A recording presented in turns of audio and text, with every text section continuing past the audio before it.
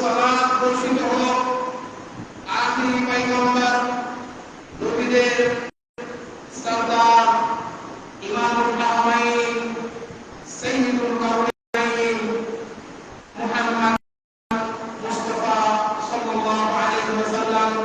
আমরা সকলেই বলি আল্লাহুম্মা সাল্লি আলাইহি আল্লাহুম্মা বারিক আলাইহি। সম্মানিত সুধী মুসল্লিগণ, সুধী উপস্থিতি, আপনাদের সকলকে ইসলামের সম্ভাষণ জানাচ্ছি। আসসালামু আলাইকুম ওয়া রাহমাতুল্লাহি ওয়া বারাকাতুহু। সম্মানিত উপস্থিতি, আপনাদের কাছে ক্ষমা চেয়ে নিচ্ছি। খুতবা দিতে খুতবার মেম্বারে দাঁড়াতে একটু সময় লাগলো। আমি তো ট্রেনে এসেছি, ট্রেনটা লেটে ছিল বিধায় নির্দিষ্ট লোকেশনে আসতে সময় লাগে, দেরি হয়েছে বিধায় আমি ক্ষমা প্রার্থনা করছি।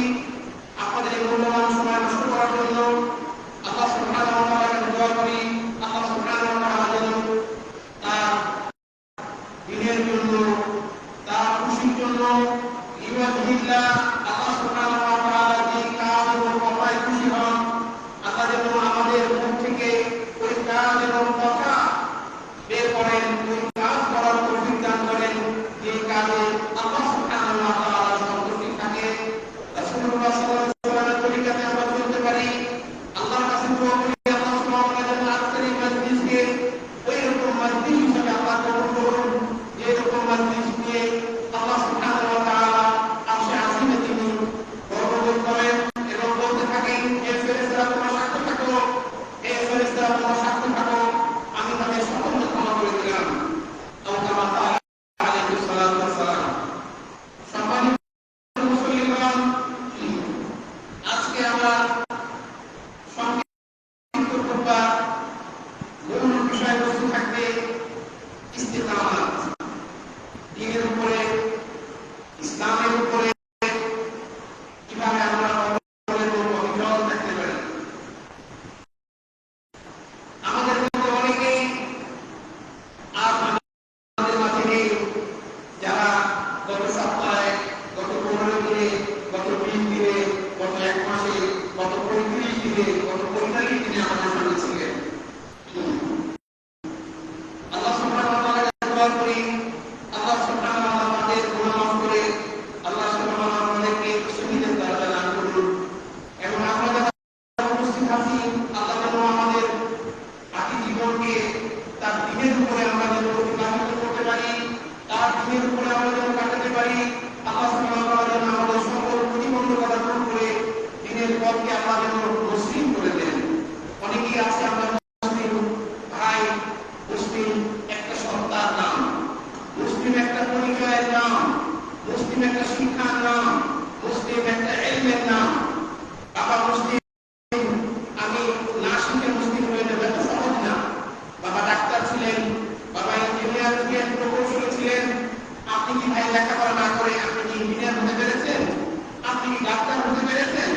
তাহলে যেটা রুহানি ব্যাপার, যেই জন্য আল্লাহ আমাকে সৃষ্টি করলেন, আপনি কি করে ভাবলেন যে আপনি লেখাপড়া না করে, আপনি না জেনে, না করে, না বুঝে আপনি মুসলিম হবেন? মুসলিম তো সেই যে জ্ঞান রাখে, আল্লাহ সুবহানাহু ওয়া তাআলা সম্পর্কে জানে, আল্লাহর পরিচয় সম্পর্কে জানে। আজকে আফসোস এবং পরিতাপের বিষয়, দ্বীনের উপরে অপর এবং অবিচল থাকতে গেলে, ইস্তেকামতের দ্বীন, ইসলামের উপরে শক্তভাবে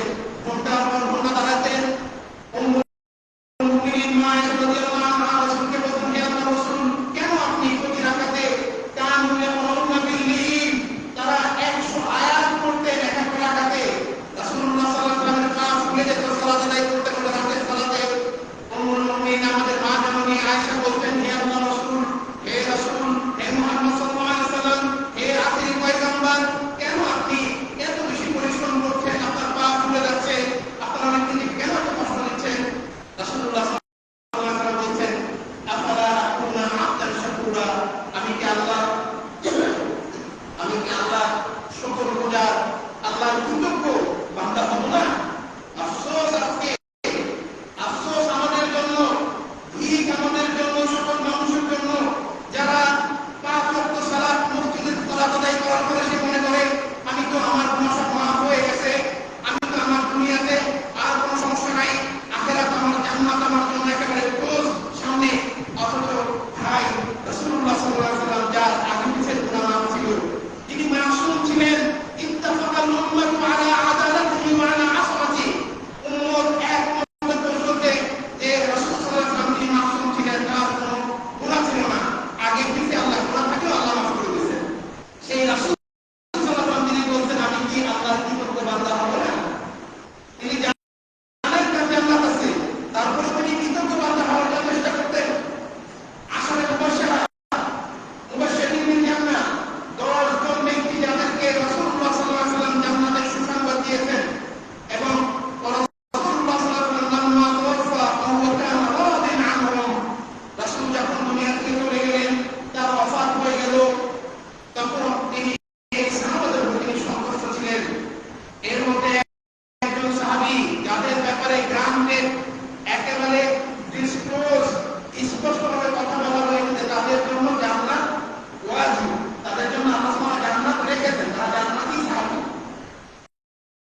এদের মধ্যে একজন খলিফাতুল মুসলিমিন আমিরুল মুমিনিন ওমর বিন খাত্তাব রাদিয়াল্লাহু আনহু, রাসূলুল্লাহ সাল্লাল্লাহু আলাইহি ওয়াসাল্লামের যে কাছের সাহাবীরা ছিলেন, তাদের মধ্যে একজন বিখ্যাত সাহাবী ওমরে ফারুক, ইসলামের দ্বিতীয় খলিফা আমিরুল মুমিনিন ওমর বিন খাত্তাব রাদিয়াল্লাহু আনহু। তার জীবনে আপনি যখনই করবেন, জানবেন আপনার ঈমান বেড়ে যাবে, আপনার চিন্তা বেড়ে যাবে, আপনি সবসময় চিন্তা করবেন আমি কি নাজাত পাবো।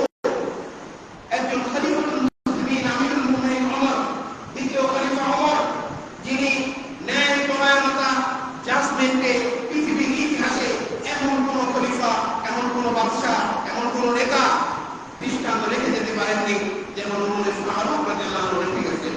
ওমর রাদিয়াল্লাহু আনহু তার জীবদ্দশায় তিনি সবসময় তিনি একটা কথা বলতেন, আমি আল্লাহর কাছে আশা করি আল্লাহ যেন আমাকে মাফ করে দেন, মদিনার মধ্যে আমার নেতৃত্বের সময় কোন মানুষ না খেয়ে আছে, কিয়ামতের দিন আল্লাহ সুবহানাহু ওয়া তাআলা আমাকে জিজ্ঞেস করবেন, হে ওমর, তুমি নেতৃত্বের দায়িত্বে ছিলে, খেলাফতের দায়িত্বে ছিলে, কিভাবে তোমার এলাকাতে না খেয়ে মানুষ মারা যায়, কিভাবে অনাহারে অর্থহারে মানুষ যাচনা করে, কষ্ট করে। সেই ওমর রাদিয়াল্লাহু আনহু বলছেন, নামকরা সাহাবী রাসূলুল্লাহ সাল্লাল্লাহু আলাইহি ওয়াসাল্লামের দামদান সাহাবী ছিলেন হুযায়ফা ইবনে ইয়ামান, যাকে বলা হয় রাসূলের কনফিডেন্স, হাইলি কনফিডেন্স সাহাবী, রাসূলের আমির ছিলেন, রাসূল সাল্লাল্লাহু আলাইহি ওয়াসাল্লামের secretary of the world confidence affair. রাসূল সাল্লাল্লাহু আলাইহি ওয়াসাল্লামের যখন